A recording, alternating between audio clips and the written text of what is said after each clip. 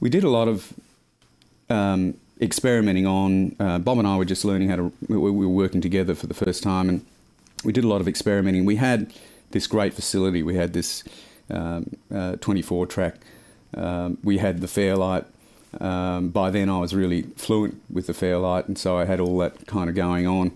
So we did a lot of mucking around with interesting sounds, and Mr. Big was one of those songs that incorporated a lot of sounds. And I think too that the album was produced, it was a strange album to do because it was split between two producers, Rhett Davies, I mentioned before, and David Lord.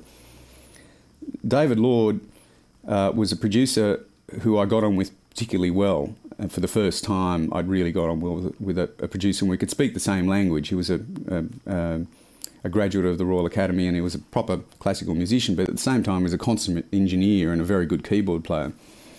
And David Lord was never satisfied with the single sound that I came up with. He always wanted to add to it.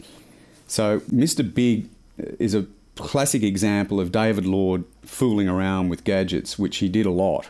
And sort of enhancing sounds which I thought were quite adequate and perfectly okay, and sort of making them far more extreme and far more interesting ultimately.